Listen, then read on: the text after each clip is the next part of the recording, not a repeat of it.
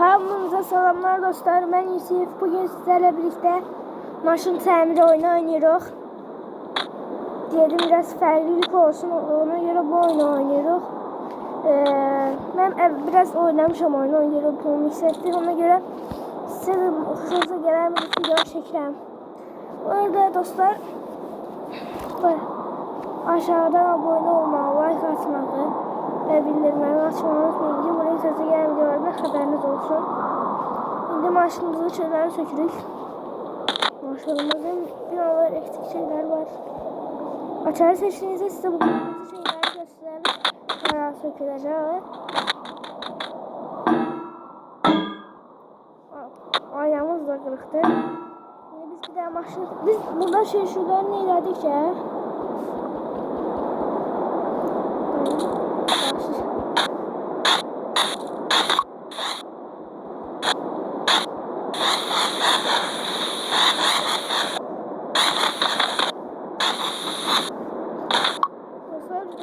Ben çok da belki sizi sıkmıyorum. Maşınızı temizleyip ki daha çok seviyorsunuz. Şimdi maşınıza ne lazımdı deyip bakacağım. Bu teker de sökülesiymiş.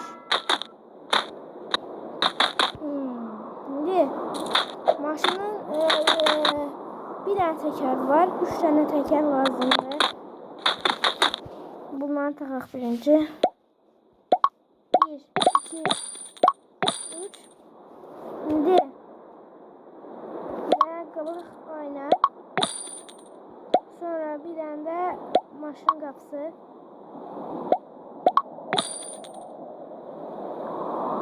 Ona yerimiz qalmayıbdı. Takaq təkərlərimizi. Şəhərlərdə yazarsınız. Biz də oyunun devamını çəkərik.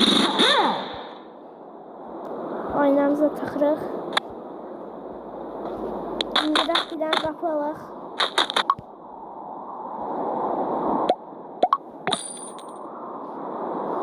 $1 milyon pul verəcək bizə, yaxşıdır.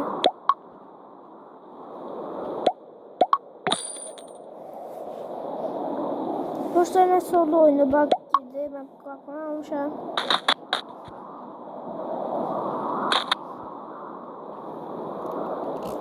Oyunda arka kapı var diyesem.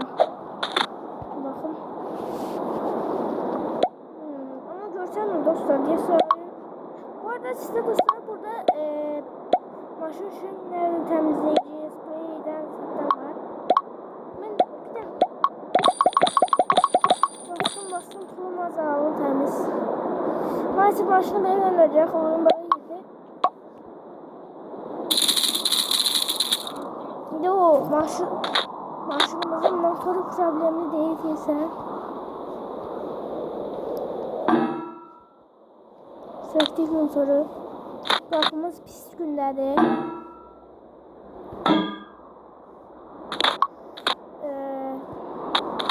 Bu bakımız da pis günlerdi.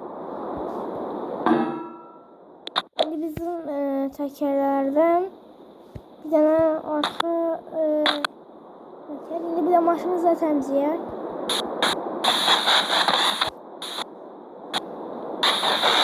Oyun mantığı ben duramazsam çok oynadım. Demek ki size koşuyorsunuz dostlar. İlk bölüm olduğu için size o kadar sıkmak istemiyorum.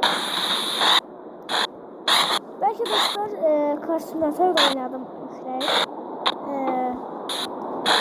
Karşılatörü yüklesin neydiydik? Oyunu yükleyebilirim, yüklemeyebilirim. Bilmiyorum.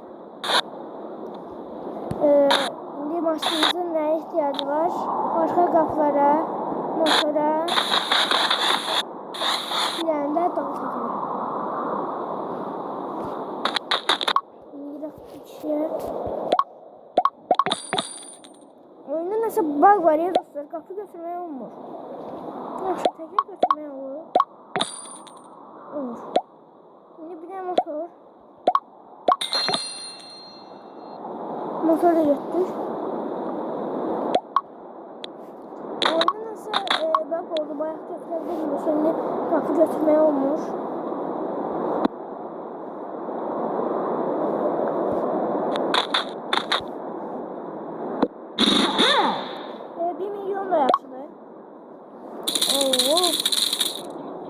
kısmımız oldu dostlar.